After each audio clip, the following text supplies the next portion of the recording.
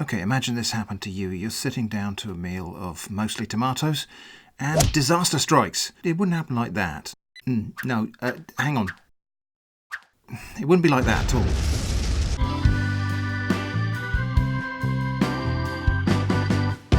The extinction of tomatoes is neither very likely nor especially imminent.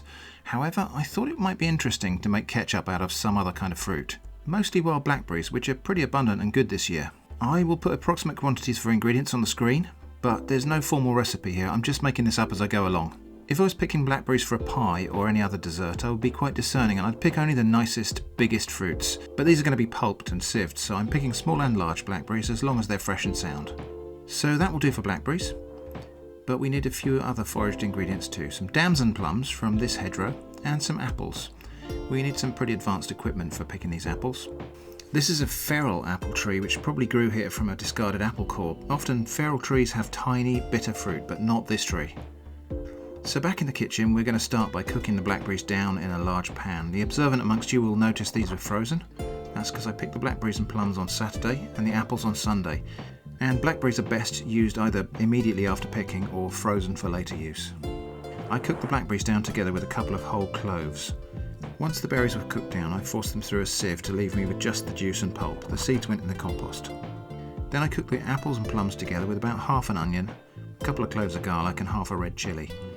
When all this had softened, I also forced that through the sieve. So I put the sieve juice and pulp in a clean pan and cooked it on a low heat for about 10 minutes, just to really fully cook the juices, especially the onion and garlic, and to reduce it down a bit. Then I added malt vinegar, brown sugar and some spices.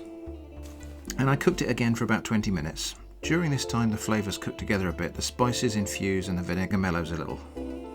At the end of cooking, there's only two things left to do. I tasted it and this is the chance to make final adjustments for sweetness and acidity, but we also need to bear in mind that the warmth will make the vinegar taste a bit stronger than it really is. Then I thickened the ketchup with a couple of teaspoons of cornflour mixed with cold water, brought it back to a gentle boil, whisking all the time until the cornflour thickened up, and then I just poured it into sterilised jars to cool. If you wanted to store these a long time, you could put them through a canning process in a water bath, but I expect to use this ketchup within a couple of months, so I'm just going to store the jars in the fridge. The acidity together with the cool storage will keep the sauce that long easily. So that's it, that's how I made blackberry ketchup. Now let's have a quick taste test. Okay, so I can't think of a better way to test this blackberry ketchup than a bacon sandwich. So that's what we're going to do now. So nice soft white roll, some streaky smoked bacon, and just a little bit of blackberry ketchup.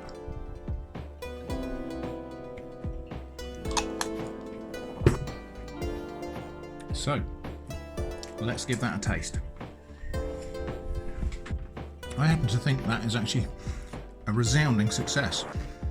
The flavour profile is a bit more like brown sauce than it is like tomato ketchup, but there's a distinct fruitiness there, and it's a unique and novel fruitiness. So yeah, I'm calling that a success. Blackberry ketchup, definitely going to make that again.